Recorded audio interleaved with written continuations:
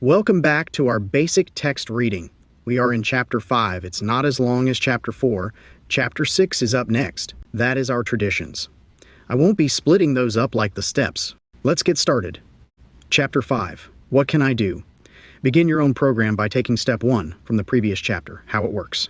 When we fully concede to our innermost selves that we are powerless over our addiction, we have taken a big step in our recovery. Many of us have had some reservations at this point, so give yourself a break and be as thorough as possible from the start. Go on to Step 2 and so forth, and as you go on, you will come to an understanding of the program for yourself. If you are in an institution of any kind and have stopped using for the present, you can, with a clear mind, try this way of life. Upon release, continue your daily program and contact a member of NA. Do this by mail, by phone, or in person. Better yet, come to our meetings. Here you will find answers to some of the things that may be disturbing you now. If you're not in an institution, the same holds true. Stop using for today. Most of us can do for 8 or 12 hours what seems impossible for a longer period of time. If the obsession or compulsion becomes too great, put yourself on a 5-minute basis of not using. Minutes will grow to hours and hours to days, so you will break the habit and gain some peace of mind. The real miracle happens when you realize that the need for drugs has in some way been lifted from you. You have stopped using and have started to live. The first step to recovery is to stop using. We cannot expect the program to work for us if our minds and bodies are still clouded by drugs. We can do this anywhere. Even in prison or in institutions, we do it any way we can. Cold turkey or in a detox, just as long as we get clean. Developing the concept of God as we understand Him is a project that we can undertake. We can also use the steps to improve our attitudes. Our best thinking got us into trouble. We recognize the need for change. Our disease involved much more than just using drugs, so our recovery must involve much more than simple abstinence. Recovery is an active change in our ideas and attitudes. The ability to face problems is necessary to stay clean. If we had problems in the past, it is unlikely that simple abstinence will solve these problems. Guilt and worry can keep us from living in the here and now. Denial of our disease and other reservations keep us sick. Many of us feel that we cannot possibly have a happy life without drugs. We suffer from fear and insanity and feel that there is no escape from using. We may fear rejection from our friends if we get clean. These feelings are common to the addict seeking recovery. We could be suffering from an overly sensitive ego. Some of the most common excuses for using are loneliness, self-pity, and fear. Dishonesty, closed-mindedness, and unwillingness are 3 of our greatest enemies. Self-obsession is the core of our disease. We have learned that old ideas and old ways won't help us to stay clean or to live a better life. If we allow ourselves to stagnate and cling to terminal hipness and fatal cool, we are giving into the symptoms of our disease. One of the problems is that we found it easier to change our perception of reality than to change reality.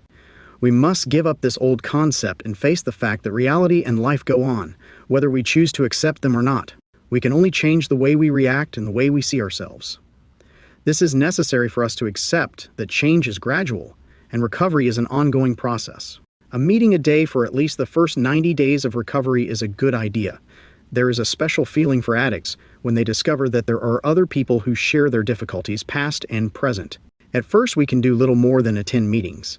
Probably we cannot remember a single word, person, or thought from our first meeting. In time, we can relax and enjoy the atmosphere of recovery. Meetings strengthen our recovery. We may be scared at first because we don't know anyone. Some of us think that we don't need meetings. However, when we hurt, we go to a meeting and find relief. Meetings keep us in touch with where we've been, but more importantly, with where we could go in our recovery. As we go to meetings regularly, we learn the value of talking with other addicts who share our problems and goals. We have to open up and accept the love and understanding that we need in order to change. When we become acquainted with the fellowship and its principles and begin to put them into action, we start to grow. We apply effort to our most obvious problems and let go of the rest. We do the job at hand, and as we progress, new opportunities for improvement present themselves. Our new friends in the fellowship will help us. Our common effort is recovery. Clean, we face the world together. We no longer have to feel backed into a corner at the mercy of events and circumstances. It makes a difference to have friends who care if we hurt. We find our place in the fellowship, and we join a group whose meetings help us in our recovery. We have been untrustworthy for so long that most of our friends and families will doubt our recovery. They think it won't last. We need people who understand our disease and the recovery process. At meetings, we can share with other addicts, ask questions, and learn about our disease. We learn new ways to live. We are no longer limited to our old ideas. Gradually, we replace old habits with new ways of living. We become willing to change. We go to meetings regularly, get and use telephone numbers, read literature, and most importantly, we don't use. We learn to share with others. If we don't tell someone we are hurting, they will seldom see it. When we reach out for help, we can receive it. Another tool for the newcomer is involvement with the fellowship. As we become involved, we learn to keep the program first and take it easy in other matters. We begin by asking for help and trying out the recommendations of people at the meetings. It is beneficial to allow others in the group to help us. In time, we will be able to pass on what we have been given. We learn that service to others will get us out of ourselves. Our work can begin with simple actions: emptying ashtrays, making coffee, cleaning up, setting up for a meeting, opening the door, chairing a meeting, and passing out literature. Doing these things helps us feel a part of the fellowship. We have found it helpful to have a sponsor and to use this sponsor. Sponsorship is a two-way street. It helps both the newcomer and the sponsor.